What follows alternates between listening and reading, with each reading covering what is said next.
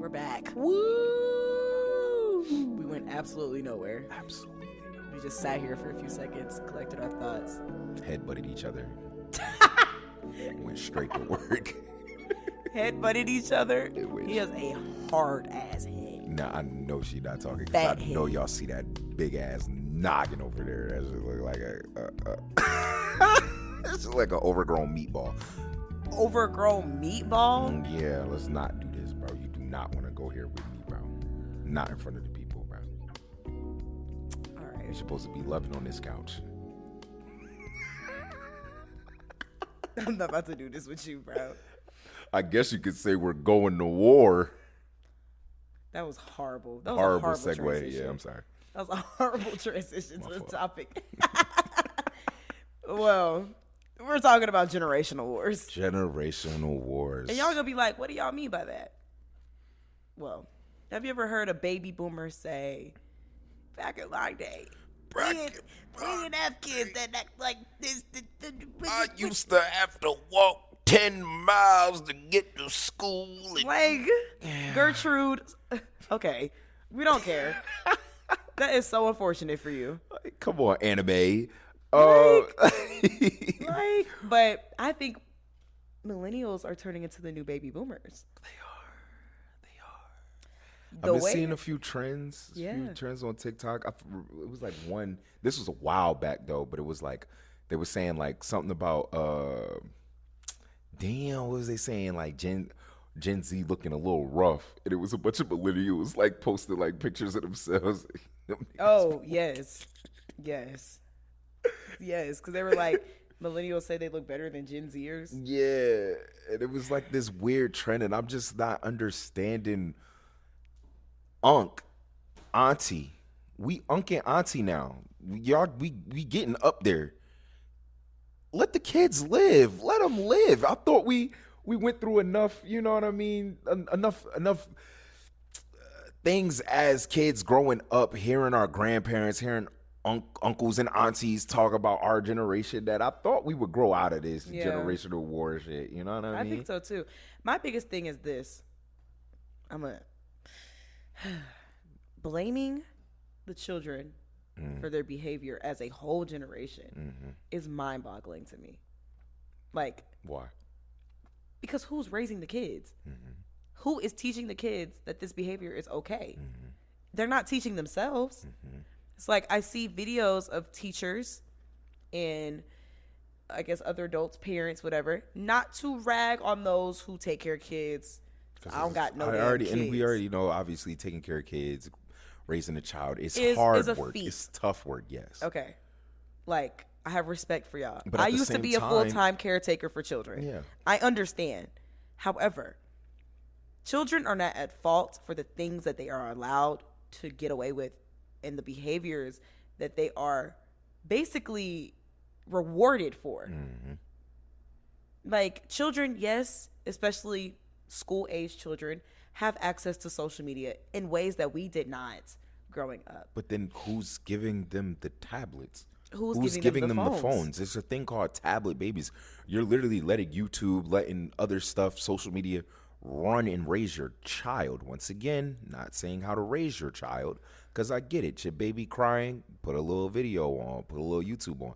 But then again, like you said, do not criticize your child for, oh, it's the social media, oh, it's the electronics, oh, it's all of this technology, and you're giving them the technology. We have to look back at our actions and what is it that we are doing.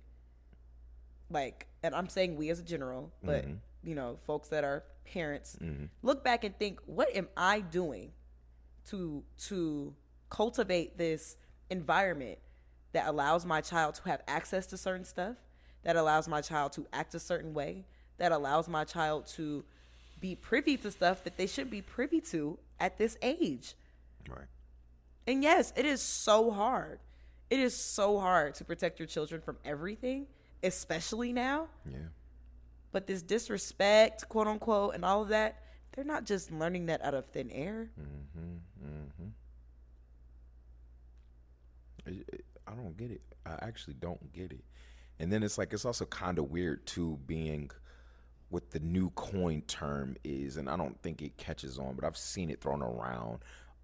being a zillennial, being on that cusp of a millennial and a Gen Z. We're obviously not old enough to be, full on millennials, but not young enough to be full on Gen Zers or whatever. So maybe we do sound like the middle child throwing a tantrum between the older and the younger. But at the same time, it's like, yeah, y'all niggas is trolling. Like, get off these little kids' asses. The music is so What were we growing up listening to? These kids are so fast. Please don't like pretend you that y'all wasn't weren't dry humping in the back of the school dance in the closet like with Tay Tay and Tyrone. Like, and you feel me? Like, thank you. And please don't pretend that y'all weren't listening to Adina Howard.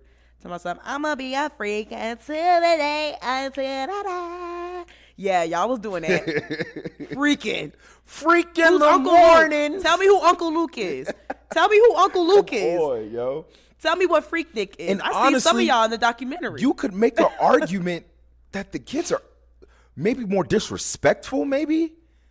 But as far as like getting out there, I think these kids are a lot more tame than we were growing up, to be honest. Yeah. You think about it now, like, because I feel like the biggest argument is, kids don't get out more. Well, now they're in the house. We were outside. You know what I mean? Yeah. Niggas was on the block at like 15, 12. I know niggas at the block to hop off the porch at like 12. Like, we were getting into stuff. You know what I mean? Like, niggas was getting into stuff that they ain't had no business getting into. Now kids they inside watching streamers. I mean, now they're getting now they're not getting like a real world view of what the world is like. They're kind of getting it through a lens off of, YouTube, which is a whole nother conversation with everybody being content creators now. But like, I feel like kids are actually a lot more tamer now than we were back then, in my opinion, as far as like activity wise goes, and getting into like a bunch of stuff. Like, in my head, I don't know, I think we was worse, like, low key. I think so too, but hold that thought. I'm back. Whoa, whoa, whoa, it's magic. Sorry.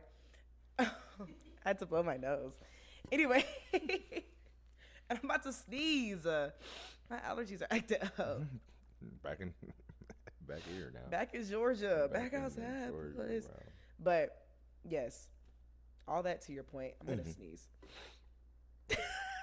It's just like lingering in my nose. This is the real. This is uncut. This is raw. Raw. Unfiltered. I should have took a Benadryl. Should have took a Benny. I should have popped a Benny. She a freak. She gonna fuck me off that Benny. Okay. So, you were saying something about... Oh, God. I'm not repeating none of that. No. I heard it. I was just trying to hear what your last point was. I mean, yeah, I was just saying. You were saying that in comparison, I think, like I said, like activity-wise, I mean, I like I said, I think you can make an argument that maybe kids are a little bit more disrespectful, a little bit rough around the edges, but like most of these kids were stuck in a pandemic. Yes, that's exactly what I was going to say. Like, I don't think we give children enough grace now in terms of like the things that they had to experience. We experienced a whole global, like horrible pandemic where millions of people lost their lives. That affected our lives as adults tremendously. But I don't think we think about the effect that had on children. Kids. And when I say children, I'm talking about from age 0 to age 17. Like, because teenagers are still children. Like, even young adults, like, there are things that you can't comprehend when they're happening on that scale that we couldn't even comprehend as adults. Like, these kids were getting experiences taken away from them the same way we were. Same way. I mean, I look at it like in a filtered where I'm like, oh, I had to graduate through a pandemic. But now I'm thinking about the freshmen that had to come to school freshman year within a pandemic. Half these kids haven't even met their classmates yet. Half these kids don't even know what they look like. They actually said, fun, weird fact, but like the younger kids have developed a way to like recognize people just based off of eyes alone because of the fact that they had to recognize friends, family members with masks on and stuff like that. Something just a little weird thing, but it affects them. It affects does. them. Kids from in high school have years, senior years taken away from them, junior years taken away from them, like very core canon events that are necessary for growth. Pure, like like you were saying, like the last point you just said, for growth. These are like super important moments in these preteens, young kids, teenagers' lives, where it's like that social development it's stunted, pivotal. And it's stunted because of what they lost in the pandemic. And you wonder why children are stuck to their phones. They're antisocial. They don't want to interact with people because they did not interact with anybody but their family for like at least a year and a half. That's a long time. That's a long time. And then think about the fact that there was people whose parents were working from home because they had to. So you're at home working. I can't even interact with my parents. My siblings are doing online school. We're barely interacting with each other. Like, everyone's in their own little bubble, in their own little world. And it's your family. Like, you see your family every day regardless. Right. Most people do. So now that you're stuck in a house where you like get no other social interaction with anybody else. So now when I finally get time to actually go outside and breathe, I'm gonna act a freaking fool, man. You know what I mean? Like, and I'm not gonna know how to go about it. I remember my parents, shout out to little bro, but my parents was on my little brother's ass, bro. And they're like, oh man, like, this man, he go out, he hanging out with kids, don't even know their name, just going by nicknames. Yo, my name D. They like, well, who you outside with? I don't know, D. Where y'all going? I don't know. The kid is just excited to be outside. And yes, I know, as a parent, I'm gonna be concerned because who are you out with? But at the same time, he doesn't know how to interact. He doesn't have that same, and I mean, I wasn't no bad kid. I wasn't hopping off no porch. I was just outside. I seen some things, but that's just me being outside, just, privy to the world, like just seeing real world things. There's just certain things that he's just not, not filtered to, that he's not used to. So it's like, he's a little awkward around the edges, bro. But these kids are still finding ways to make it, still finding ways to entertain themselves. That's why streaming is probably such a big thing now. You know what I mean? Like it's your, like, through these phones, through these tablets, through these laptops, that's their only way of connection, their only way of interaction now. Like, you know what I mean? So. And I think that level of, like, when people are like, oh, this generation is so disrespectful. This generation is so this. And I'm like, I mean, y'all raising them. So. Y'all raising them. I mean, I don't really know what else to say. They're doing the same thing we did when we were kids. Like, kids have their obsession. Teenagers have the things that they want that they feel like they can't live without. When I was in school, everybody was talking about Jordans. It was Jordans this, Jordans that. Everybody wanted to be a damn sneakerhead. That's what everybody wanted to be. Now, I would hate to be a high schooler.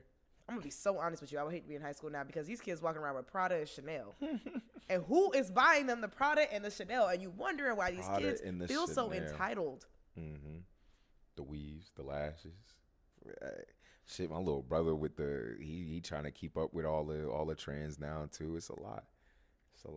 So I think instead of blaming the children, who are literally just a product of their environment and of their upbringing and of course, like the same thing that happens to us. Yeah. Just like you said, it's trying to give them a little bit more structure. Give them a little bit of grace. And if you're raising your kids, and once again, not telling you how to raise your kids, but I think that anything, through any interaction with your friends, your families, your child, people are just a reflection of you.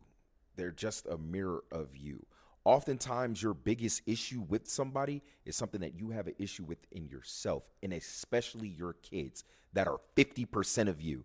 Most things that you have issues with in your kids, you have issues with in yourself. Look into yourself, and I think you will find the answers. And give these kids some grace. Get off their asses. Yeah. Let them breathe. And just because a kid asks for something doesn't mean you have to give it to them. That's true, too. They don't need a tablet. Like, give them a leapfrog. I don't know. Gracie's Corner. Let them listen to Gracie's Corner or some shit. That should shit. be begging. Anyway. All right, y'all.